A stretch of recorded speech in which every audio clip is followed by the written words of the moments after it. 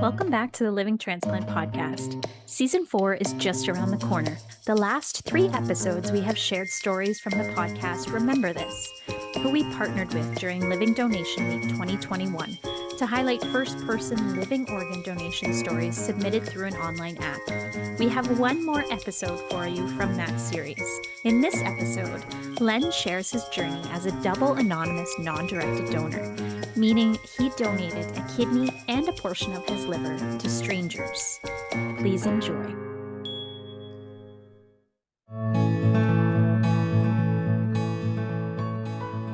Remember This is a podcast about memories, because some stories deserve to live forever.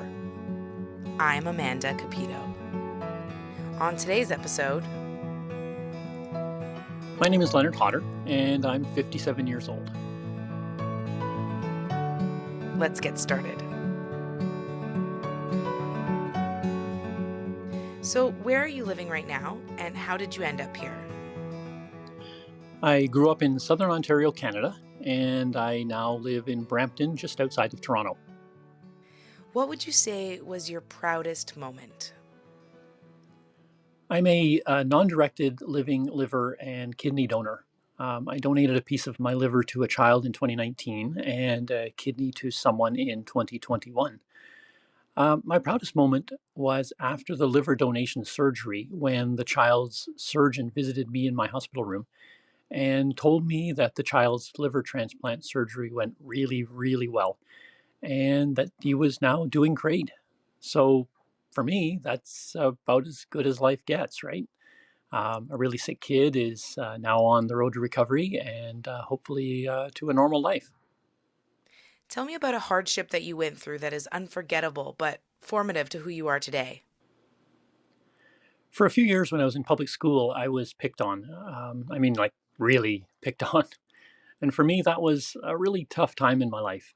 But I also think it made me want to stick up for the underdog or, for people who are in trouble or, I don't know, it's made me empathetic to other people's struggles in life. Is there a piece of advice or a sentiment that helped you get through all the years and that you continue to live by? Well, it may sound corny, but I just want to make the world a better place. I know I'm not going to move mountains. I can only do my own little things, but that's what I can do. I can do my own little things to try and make life better for the people that I meet and the world around me. Who would you say played the biggest role in your life? Well, as with anyone, I'm sure there are so many people that impact on each of us. But for me, there are 2 school teachers that stick out in mind. My grade 5 teacher was Mr. Cook. Now, you have to know that I was a quirky, maybe even eccentric computer or electronics nerd. And I lived out in the country where most other kids just wanted to go fishing or, hang out on the main street in town. And that wasn't me, so I was a bit of a square peg. But Mr. Cook saw something in me, and he really encouraged me to look beyond all that and pursue my talents. And then there was Mr. Miller. He was my high school math teacher, and he was just so patient and helpful, and not just to me, but to every student. It's just that's the type of person he was, and he was a good role model for my way of thinking. And it's incredible how much of an impact teachers can make on someone. What's one memory that you cherish and continues to bring a smile to your face? Well, my dad and I were never close. My parents split up when I was a kid, and so I didn't spend much time after that with my dad.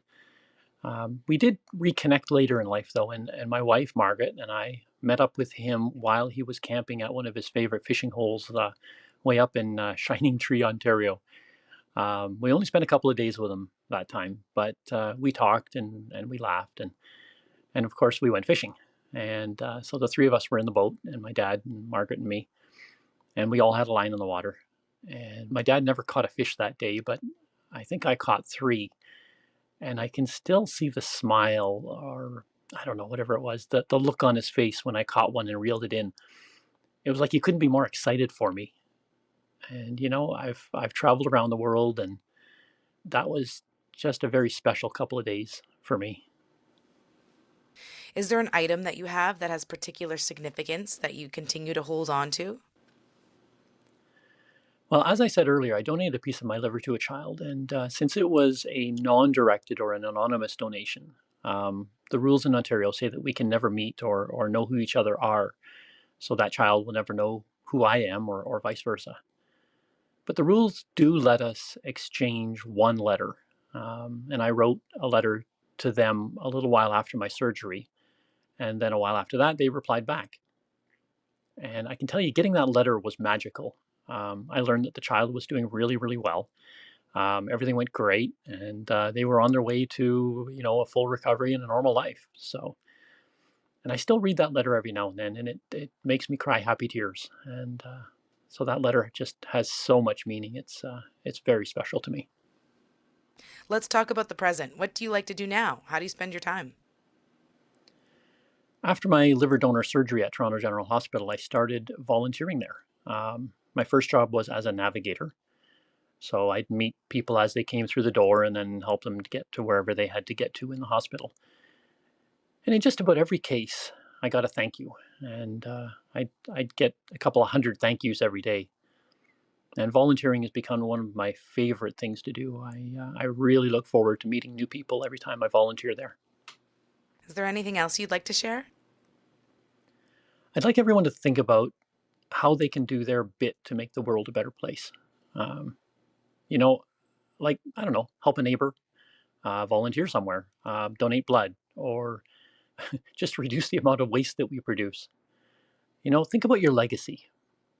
What can we each do to leave a better world for our kids?